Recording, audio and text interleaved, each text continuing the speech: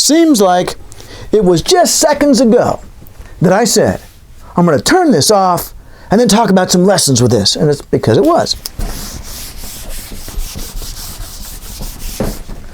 And then I think I better stop doing videos for the rest of the night. It is 6:35 on a Friday night with not as much baseball as we all hoped because everyone's getting coronavirus.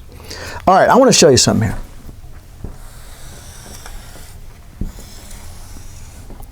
Let's see, let's do quantity of pounds.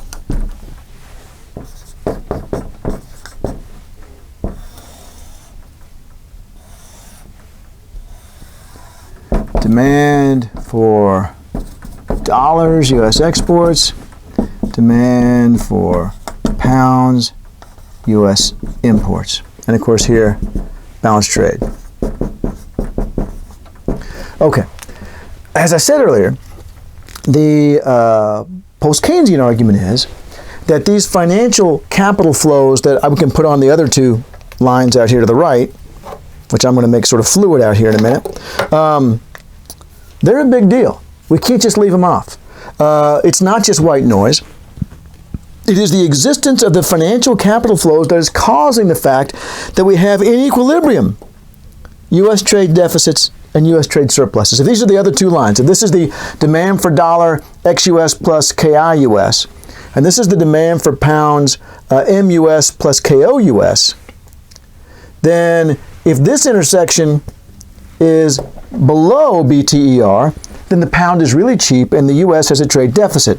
Exports, imports. Hey, let me do that again that I did earlier because that's going to be helpful here. Oh, Lord. Remember when I tried to draw all those M's and got all confused? Never been good with handwriting. My daughter Meg inherited that and lived through a virtual hell in grade school as she was always criticized for it. Okay. So, if we've got, let me rebuild my functions here. The intersection down here, then you can see the M's are to the right of the X's. That's what I wanted to do that for you. It's a lot easier to see the M's are to the right of the X's down there.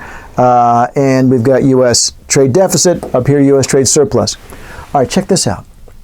Look what happens if the capital flows are really small. They're right on top of the trade flow things. Notice it's really hard to get very big trade surpluses or deficits. We can still get them. But if this line is really close to the import one, and this line is really close to the export one, you're practically on top of BTER.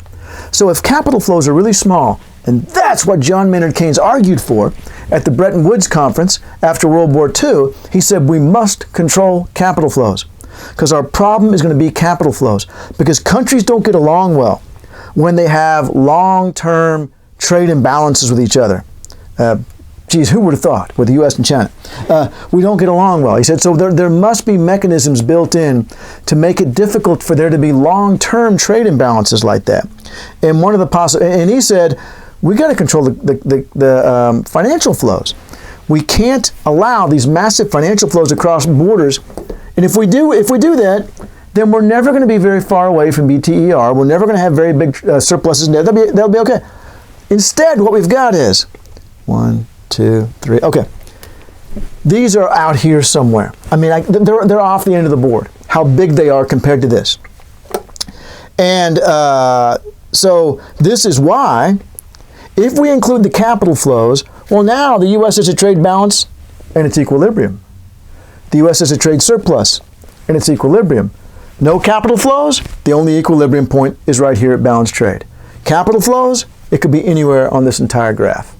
So that's what the post-Keynesians are arguing. That's why they're saying we need to focus on this intersection to explain the financial capital flows because they're the ones causing the trade imbalances. They can cause trade imbalances. It's not always the case. Also, I wanted to show you what would happen. And let me draw one of them on here. Yeah, let's do that. Let's do that.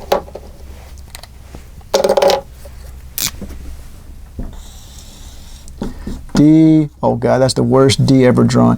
D for pounds, imports US plus capital outflows US. Okay, and then I'm going to make my D for dollars ex-US, KI-US mobile. Right, it can move around. Right, so this is a, now notice if it's right here, I've got balance trade. So if it just happens that foreign demand for American financial assets, which is what I'm leaving off here, this is going to be the KI-US plus the ex-US. If foreign demand for US financial assets coincidentally leaves us right here, then we have balanced trade. But if US financial assets are really popular, and this shifts out to the right, look what's happening as it shifts out to the right. Let me show you what's happening as it shifts out to the right. As it shifts out to the right, here's the intersection.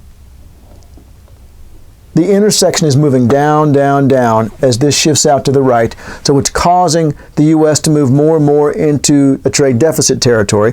That would be if U.S. financial assets were really popular.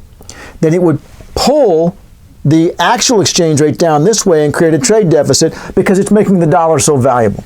Or if everyone thought U.S. financial assets sucked, yay, trade surplus. Now, you know, and then same thing with that one if we screwed with that one. Okay. I think that's it for exam 1. I'm going to go downstairs and put all these danged videos together and see how things are looking. Thank you very much.